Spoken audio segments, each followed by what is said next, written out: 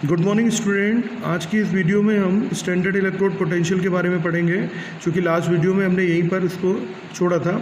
तो एक फिर हम यहाँ से देखते हैं स्टैंडर्ड इलेक्ट्रोड पोटेंशियल क्या है कि वो पोटेंशियल डिफरेंस जो कि स्टैंडर्ड कंडीशंस में जो हमारे पास इलेक्ट्रोड है उसके और उसका जो इलेक्ट्रोलाइट सोल्यूशन है उसके बीच जो पोटेंशियल डिफरेंस बनता है स्टैंडर्ड कंडीशंस में, उसे हम स्टैंडर्ड इलेक्ट्रोड पोटेंशियल कहते हैं। जैसे यहाँ पर जो कॉपर सल्फेट है इसका कंसंट्रेशन 1 m ले रखा है हमने, अब प्रेशर 1 बार है, टेम्परेचर 298 केल्विन है। तो इस तरह से ये सब कुछ स्टैंडर्ड कंडीशंस में हो रही है, इसीलिए ये जो इसका हमारे पास इलेक्ट्रोड है और ये जो कॉपर सल्फेट का जो सोल्यूशन है इसके बीच बनने वाला जो हमारे पास इलेक्ट्रोड पोटेंशियल है वो स्टैंडर्ड इलेक्ट्रोड पोटेंशियल कहलाएगा। इलेक्ट्रोड पोटेंशियल जो होता है वो हमेशा, यहाँ देखें, इसी तरह से अगर हम स्टैंडर्ड हाइड्रोजन इलेक्ट्रोड की बात करें तो स्टैंडर्ड हाइड्रोजन इलेक्ट्रोड में अगर हम देखें तो यहाँ पर भी जो कंडीशंस हैं, जो हाइड्रोजन गैस हम यहाँ से एंटर करा रहे हैं, ये इसका प्रेशर 1 बार है। यहाँ पर जो हमने HCl का सोल्यूशन लिया है वो 1 m है, और यहाँ पे एक हमने प्लेटिनम की रॉड लगा रखी है, कोटेड है, जो कि प्लेटिनम ब्लैक से। तो यहाँ अगर आप देखो तो एक्चुअली स्टैंडर्ड हाइड्रोजन इलेक्ट्रोड जो SHE होता है, इसका काम क्या होता है? इसका काम होता है कि इसको हम रेफरेंस इलेक्ट्रोड बोलते हैं। और जब हम क्या करते हैं, किसी इलेक्ट्रोलाइट सोल्यूशन जो हमारे पास जो दूसरे एलिमेंट्स हैं उनका अगर हम स्टैंडर्ड इलेक्ट्रोड पोटेंशियल निकालना चाहते हैं तो उनको हम उनकी हाफ सेल को कंप्लीट करने के लिए हम इसको उसके साथ में ऐड कर देते हैं। जब उसके साथ हम इसको जोड़ते हैं तो ये हमारे पास एक रेफरेंस इलेक्ट्रोड की तरह काम करता है। और इसका नेचर कैसा होता है, ये अपने आप को एडजस्ट कर लेता है। जो हम जिस टाइप का हम इसके अंदर जो भी एलिमेंट हम जिसका स्टैंडर्ड इलेक्ट्रोड पोटेंशियल या फिर हम इलेक्ट्रोड पोटेंशियल हम निकालना चाहते हैं, तो जैसे मान लीजिए कि उसका नेचर हमारे पास एनोडिक नेचर है, तो ये अपने आप को कैसा एडजस्ट कर लेगा, कैथोडिक एडजस्ट कर लेगा। अगर उसका नेचर कैथोडिक है तो ये अपने आप को कैसा नेचर अपने आप को एडजस्ट कर लेगा, एनोडिक एडजस्ट कर लेगा। यहाँ हम देखते हैं कि जैसे हमने यहाँ देखिए, अभी मैंने आपको बताया कि इसका जो मेन पर्पस होता है कि किसी भी जो हमारे पास E0 सेल निकालना होता है, जैसे मान लीजिए हम E0 सेल निकालना चाहते हैं जिंक का, तो हमने यहाँ पर एक कंटेनर लिया, उसमें जिंक सल्फेट का सोल्यूशन ले लिया और कंसंट्रेशन हमने 1 m ले लिया।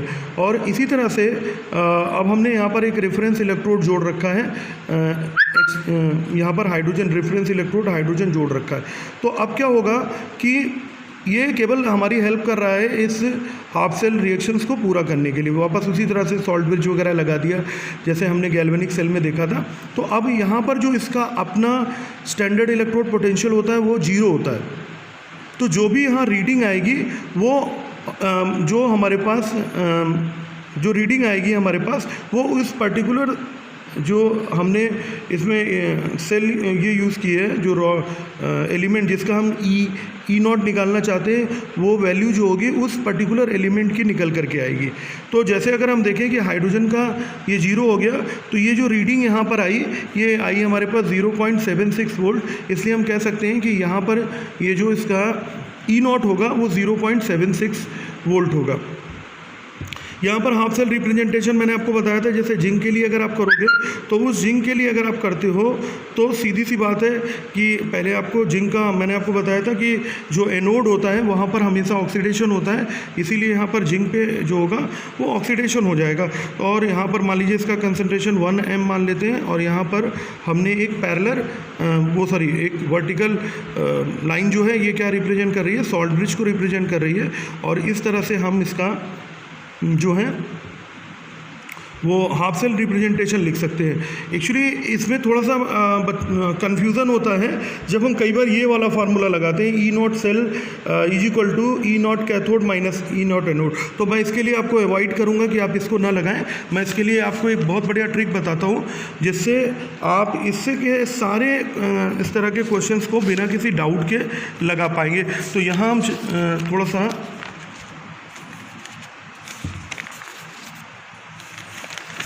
चलते हैं और यहाँ पर मैं आपको इस फार्मूले पे ले चलता हूँ। ये फार्मूला देखिए, बहुत ध्यान से देखिए, इस पे आपके सारे क्वेश्चन बिना किसी डाउट के लग जाएंगे। अभी थोड़ा सा हम न्यूमेरिकल आगे लगा के दिखाएंगे भी आपको कि तो यहाँ पर ई नॉट सेल जैसे मुझे मान लीजिए निकालना है, तो यहाँ पर हम लगाएंगे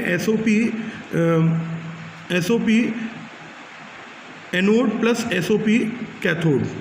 ये फार्मूला बस आप याद रखिए, इसके बेसिस पे आपके सारे वो लग जाएंगे। एक्चुअली ई नॉट सेल का वैसे तो लगभग ये 3 फार्मूले हैं, लेकिन इसी को मॉडिफाई करके ये दोनों फार्मूले हैं। बट ये दोनों फार्मूले जनरली हमें कंफ्यूज करते हैं, इसीलिए हम इनको अवॉइड करके अगर ये फार्मूला फर्स्ट वाला अपना रखेंगे तो हमें ज़्यादा बेनिफिट मिलेगा। तो अब हम आगे इसको कैसे यूटिलाइज़ करेंगे इस फार्मूले को, वो हम आगे अभी देखेंगे। लेकिन फ़िलहाल हम चलते हैं इलेक्ट्रोकेमिकल सीरीज़ की तरफ। इलेक्ट्रोकेमिकल सीरीज़ एक्चुअली होती क्या है कि जब हम क्या करते हैं, स्टैंडर्ड इलेक्ट्रोड पोटेंशियल, किसी भी एलिमेंट का जब हम स्टैंडर्ड इलेक्ट्रोड पोटेंशियल निकालते हैं और निकालने के बाद उसको हम इंक्रीजिंग रिडक्शन स्ट्रेंथ में लगा देते हैं, तो जो सीरीज़ बनती है उसको हम क्या बोलते हैं, इलेक्ट्रोकेमिकल सीरीज़ बोलते हैं।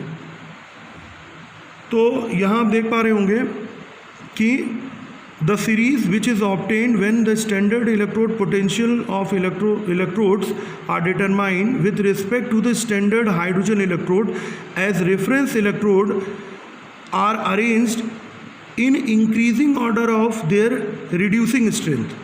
तो अभी आपको जैसे मैंने पीछे बताया कि भाई ये इलेक्ट्रोकेमिकल सीरीज़ आपको मिलेगी कैसे, इसके लिए आपको क्या करना पड़ेगा, जो इलेक्ट्रोड्स हैं उनको आपको जोड़ना पड़ेगा हाइड्रोजन इलेक्ट्रोड के साथ में, तभी आपका हाफ सेल कंप्लीट होगा। और जब तक आपका हाफ सेल कंप्लीट नहीं होगा उसमें जो होगा वोल्टेज नहीं बनेगा और आप ई नॉट की वैल्यू नहीं ले पाएंगे। तो यहाँ हम थोड़ा सा देखते हैं इस चीज़ को बहुत ध्यान से और आगे चलते हैं। इसी तरह से यहाँ पर देखिए एक सीरीज़ मैंने बना रखी है, इसमें कुछ है जैसे Li है, K है, Ca है, Na है, Mg है, Al, Zn, ये सब जो है आपके पास, ये थोड़ा हमें ध्यान रखने की बात होती है, ठीक है। तो यहाँ अगर आप देखो इस सीरीज़ में, यहाँ से हम चलें तो अगर हम नीचे यहाँ से ऊपर की तरफ चल रहे हैं तो ये यहाँ देखिए, ये इसका जो रिड्यूसिंग पावर है वो इंक्रीज़ कर रहा है। और जब हम यहाँ से नीचे की तरफ आ रहे हैं तो यहाँ पर क्या है, पावर ऑफ ऑक्सीडाइजिंग एजेंट ये इंक्रीज़ कर रहा है। तो इस तरीके से अभी इसको हम आगे देखते हैं कि कैसे हम इसको यूटिलाइज करते हैं। जैसे हमने कहा कि ये हमको क्या, इससे हमको ये जो इलेक्ट्रोकेमिकल सीरीज़ है इससे हमको क्या पता चलता है कि हम इससे जो है आइडेंटिफाई कर सकते हैं रिड्यूसिंग या फिर oxidising power of the element, ठीक है। यहाँ अगर हम देखें तो इसको कैसे हमने निकाला, जितना ज़्यादा हमारे पास स्टैंडर्ड रिडक्शन पोटेंशियल होगा उतना ही ज़्यादा वो गुड ऑक्सीडाइजिंग एजेंट होगा। यहाँ पर देखिए, जितना ज़्यादा SRP होगा, SRP मतलब स्टैंडर्ड रिडक्शन पोटेंशियल जितना ज़्यादा हाई होगा उतना ही वो जो ऑक्सीडाइजिंग पावर होगा वो क्या करेगा, वो इंक्रीज़ करेगा। तो यहाँ पर एक कंक्लूजन इस तरह के क्वेश्चंस का निकल करके आता है। इसके आगे के क्वेश्चंस को हम नेक्स्ट वीडियो में देखेंगे। तो आज के लिए बस इतना ही। Thank you so much.